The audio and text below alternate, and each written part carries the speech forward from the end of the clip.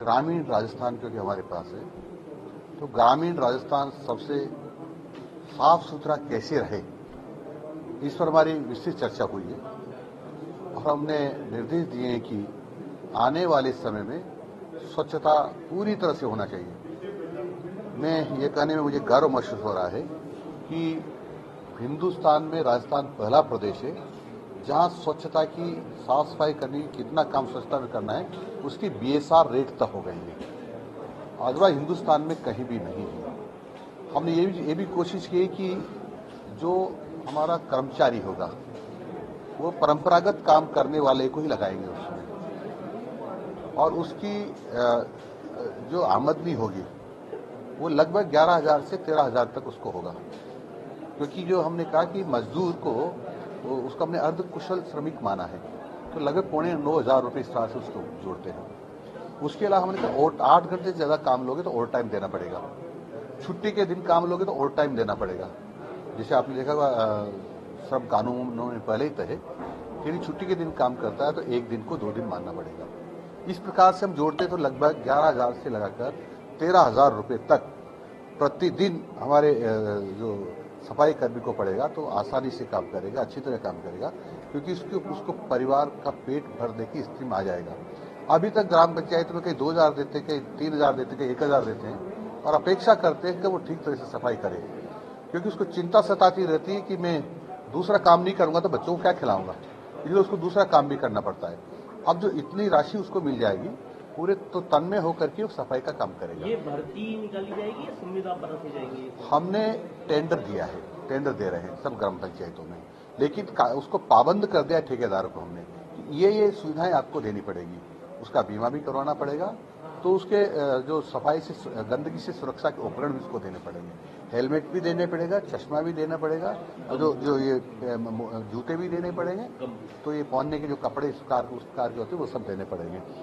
वो हमने ये भी तय कर दिया है कि जो वहाँ गाय मर जाएगी, बैल मर जाएगा या कुत्ता बिल्ली मर गया तो उसको अलग से चार्जेस भी तय कर रहे हैं हम लोग ये भी तय कर रहे हैं कि जो जानवर मर जाएगा तो उसको खड्डा खोद के गाड़ना पड़ेगा, ताकि वो कुत्ते बिल्ली ले जाकर उसका अवशेष को ले जाते हैं तो गंदगी फैलती है। इसलिए हम चारों तरफ से हमने चाक चौबंद करने की कोशिश की है ताकि राजस्थान हमेशा स्वच्छ दिखाई दे। परंपरागत से मतलब वाल्मीकि समाज जो सफाई का काम करते आए हैं, सफाई का काम जैसे हम लोग की एयरवाल समाज हमारी तरफ एयरवाल करते हैं, जो मृत जानवरों को उठाता है, वो भी उसमें शामिल है। मुख्यमंत्री जी, पंचायत समिति के चुनाव को लेकर क्या कुछ है, क्योंकि सरपंच कूच करने के लिए वो बोल रहे हैं जयपुर कूच करने की 6 तारीख है, सरपंच कूच करने के लिए बहुत सारी जनता जयपुर की तरफ कूच करती है, आती है, कई काम होते हैं लोग, प्रशासक लगाने का विरोध ये हमारे मंत्रिमंडल निश्चय करेगा, मैं अकेला निर्णय नहीं करता इसके ऊपर। नहीं, मतलब इसमें क्या एक प्रदेश एक चुनाव कराने की कवायद के तौर पर देखा जाए? ये तो सैद्धांतिक रूप से बातचीत हो रही कि एक चुनाव और एक प्रदेश एक चुनाव होगा, जैसे one nation one election India government करने जा रही है, ऐसे हमारे जो स्टेट के चुनाव होते हैं उनके बारे में ऐसा सोच रहे हैं। तो निकायों के साथ पंचायती राज, निकायों के साथ पंचायत राज भी होगा अभी जो सोचा है, और उसका कोऑपरेटिव का भी हो सकते हैं। प्रशासक लगाना तय है क्या? प्रशासक अभी मैंने कहा ना, घुमा के पूछ रहे, दोबारा मैं भूल जाऊँ आपसे, हमने कहा कि ये मंत्रिमंडल तय करेगा। मतलब प्रधानमंत्री का दौरा मंडल शिक्षा संकुल में आने का, विद्या समस्या केंद्र का उद्घाटन की बात चल रही है कि कब तक उद्घाटन?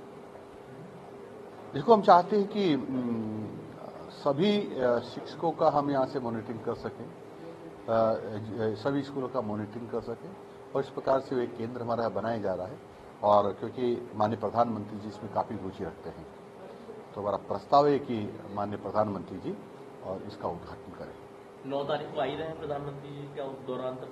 अभी मैंने कहा ना, प्रस्ताव फाइनल कर रहे हैं, माननीय प्रधानमंत्री से बातचीत हो रही, माननीय मुख्यमंत्री जी क्या क्या कार्यक्रमों में भाग लेंगे। किस तरह का सेंटर बनाया गया, वैसे उसको इलेबरेट कर दीजिए थोड़ा सा। एक तरह से बिल्डिंग तो बनी हुई है, शिक्षा संकुल में होगा, एक तरह से उसका उद्घाटन करना है कि लोग कैसे मॉनिटरिंग होगा, कैसे क्या होगा, सब कुछ इसका करना है। वैसे प्रदेश में एक समान परीक्षा होने जा रही है, अर्धवार से शुल्क बढ़ा दिया गया, निजी स्कूल विरोध कर रहे हैं, हालांकि मान्यता रद्द करने की बात भी कही गई है। देखो, कोई शुल्क नहीं बढ़ाया है, इतना ही बढ़ता है जैसे हर साल कर्मचारियों का महंगाई का महंगाई भत्ता बढ़ता है, इतना होता है तो छोटा मोटा तो करना पड़ेगा ना। कागज का भाव बढ़ जाता है और भाव बढ़ जाता है, कर्मचारियों की तनख्वाहें बढ़ जाती है, तो कोई विशेष नहीं बढ़ाया है। लेकिन निजी स्कूल जो पालना नहीं करता है, जैसे कि शिक्षक देखने हम कोशिश कर रहे हैं पालना करें। पालना नहीं करेंगे तो उससे बच्चों को ठीक प्रकार से पढ़ाई नहीं हो पाती है। हम सब शिक्षकों से सब संचालकों से भी बार बार संपर्क भी करते हैं, उनसे मिलते भी हैं, वो भी हमसे मिलते हैं, और काफ़ी विद्यालय इसकी पालना कर रहे हैं। कुछ हो सकते हैं बड़े लोग जिनको डर नहीं हो के बारे में कौन कार्रवाई करेगा, लेकिन उनको डर निकाल देना चाहिए।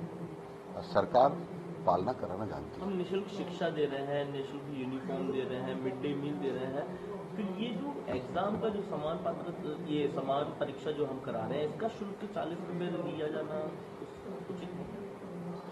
40 रुपये अर्धवार्षिक परीक्षा के, और ये जो 10th और 12th के एग्जाम होंगे उसके प्रत्येक छात्र से लिए जाएंगे सरकारी स्कूलों में। देखो, पैसा लेना कोई बुरा नहीं है, क्योंकि ये जो पैसा लाएंगे ना हम कहीं कहीं से, वो भी जनता का आएगा। वो